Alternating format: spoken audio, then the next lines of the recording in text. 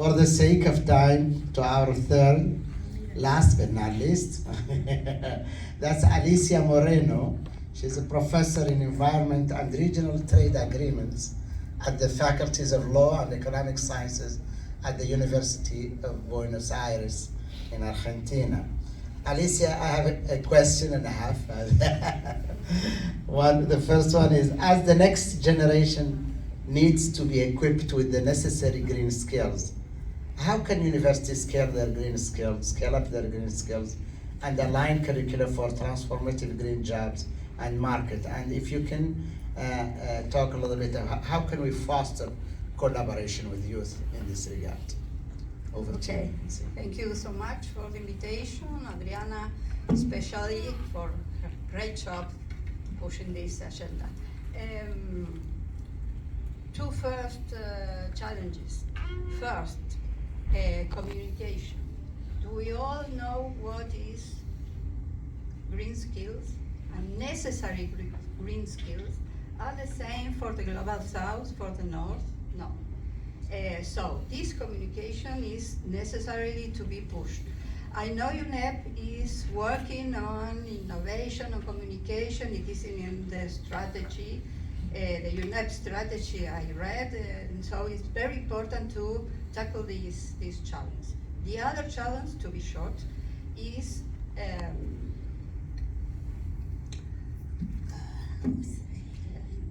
we need to do we have the market demand for these green skills? We are in this community, it's okay, we know what it is, we know what we need, but does the private sector or the other sector, the consumer sector, demanding this? Are we aware that we need still a lot more of demanding in order to push all the green skills agenda? That's the 2 points I want to remark. Yeah, no, those are honest points as well. And I heard today from Davina when she was talking that we need to develop a taxonomy about all of these things. I think it's key so that we are reading from the same book. I heard somebody mention, in a UN conference about building back better. And somebody said, what is building back better? Is it blah, blah, blah? So we want to avoid the situation in which nobody is telling us green job or green is blah, blah. So I think it's important to develop that communication that you mentioned in this regard, and also create the demand, or at least develop the demand side for this type of green job that we have. So now I won't ask you a question, but I would like to give you the opportunity to add an important point or 2 points to this discussion that we've had about skill, about knowledge, about experiential learning, about also the realism of all of this. And I'll start with you, Suzanne. Yeah, I think what is very central here is what are the green jobs that we offer for our youth here in Latin America, and it's so different than, for example, we don't have the Circular Economy Action Plan in Latin America in place, which is already in place in Europe. So there are so many regulations in place in Germany, or in Europe, for example, which provide these green jobs market and that we don't have here in Latin America. So I think, and this is, I'm taking from the former panel where Beatrice said that a lot of things have to go together here because we don't have the time, we have to come together. We can't wait for politics to generate the green jobs market. We need to prepare our students for a market which actually isn't in place yet. So this is why I think it's so important to talk about the mindset and to talk about this regenerative mindset, that we need our youth to go out there, and when they come into this corporate reality where it's not about green, actually it's about money, so they have to stand their man there and say, no, we have to do the greening from within.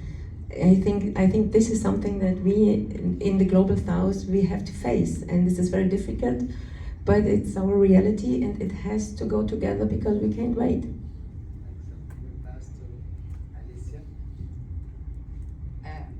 I would like to address Bettina's words about curriculum. It's a very complex process, decision-making complex process. In my case, University of Buenos Aires is like a small city, 300,000 community, students, staff, professors. Decision-making is a democratic process in University of Buenos Aires. We have democratic elections, representative of students and of professors gather in a council which make the decision on curricula, finance, organization of the whole university. So it's easy to change a curricula? No, and I go back to what I said before.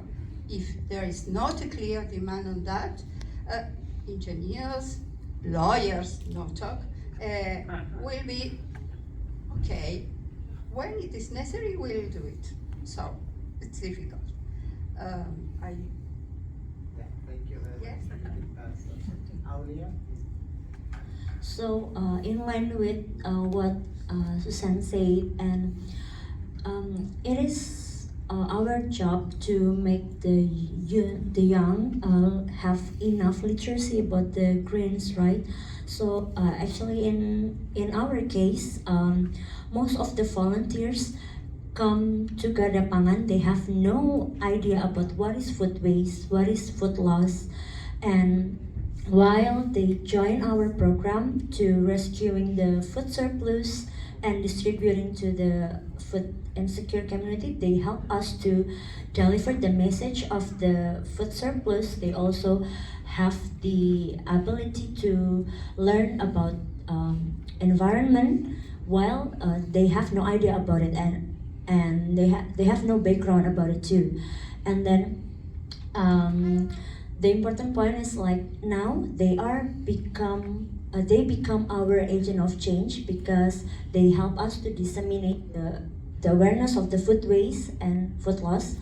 And I can say that it's equally significant because Garda Pangan become a place where the young people in my town or the other town around it learn about environment, discovering the green skills, the green jobs. Also, some of the volunteers now are discovering the green jobs. For example, they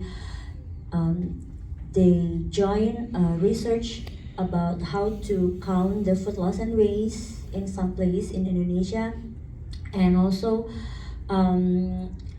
they also have the ability to be a public speaker, to